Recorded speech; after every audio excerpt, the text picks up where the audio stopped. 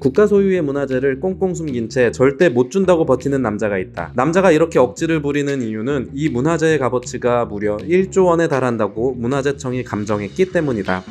1조라니!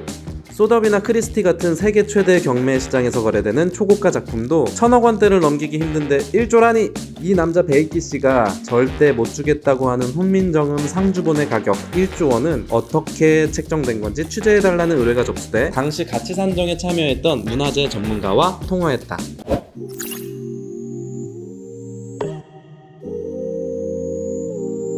1조 원이란 감정가가 나온 배경부터 알아보자. 때는 2011년 9월, 정부와 베이키 씨는 상주본이 누구의 소유인지 다투는 재판을 벌이고 있었다. 이 과정에서 검찰은 문화재청에 상주본의 감정가액을 의뢰했고 서지학자 4명이 모여 심의했다. 웽은 당시 가치 산정에 참여했던 경북대 남권희 교수에게 전화를 걸었다. 그는 1조 원설은 오도된 것이라고 했다. 당시 서지학자들은 상주본의 값어치를 매길 때 직지심체 요절을 비교 대상으로 삼으면서 직지심체 요절은 8천억 원 정도의 가치가 있다는 경제학 학위 논문을 참고했다. 이 8천억 원은 단순히 문화재로서의 가치뿐만 아니라 직지로 인해 파생되는 각종 연관 산업, 즉 특허나 전시 등 경제 파급 효과가 모두 포함된 것이다. 이걸 근거로 훈민정음은 직지심체 요절보다 상징적 의미가 더 크니 1조 원 정도로 책정하면 좋겠다고 해서 1조 원이라는 가격이 나온 것이다. 문화재 감정사가 아닌 경제학자가 책정한 가격을 근거로 원본 훼손 여부 등도 제대로 고려하지 않은 채 나온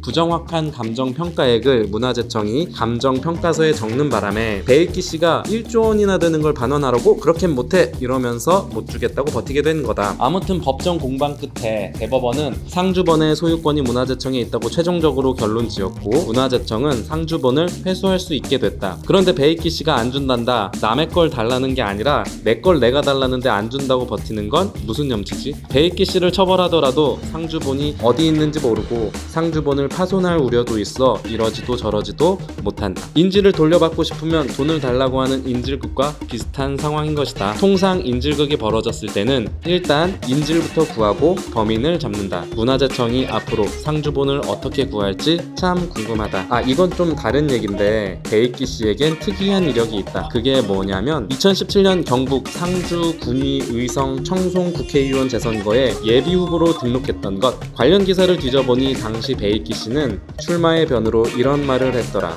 국가 예산은 지역의 것은 지역으로 가야 할 곳에 갈 뿐입니다. 그렇게 하지 않는 건 저속한 무례를 넘어 지역민에 대한 모독입니다. 훈민정음이나 좀 가야 할 곳에 가게 놔뒀으면 좋겠다. 법원도 국가 소유라고 결론 지었는데 이걸 자기 거라고 우기는 건 저속한 무례를 넘어 국민에 대한 모독이다. 나라 위에 일하겠다고 나섰던 사람이 국가에 헌납하지는 못할 망정. 당신도 취재를 의뢰하고 싶다면 구독하고 댓글로 의뢰하시라. 마지막 추천 영상에 전화기 여러 개 돌리는 배달집 거르는 꿀팁 영상을 걸어놓았는데 그것도 재밌으니 구독하고 한번 봐주세요.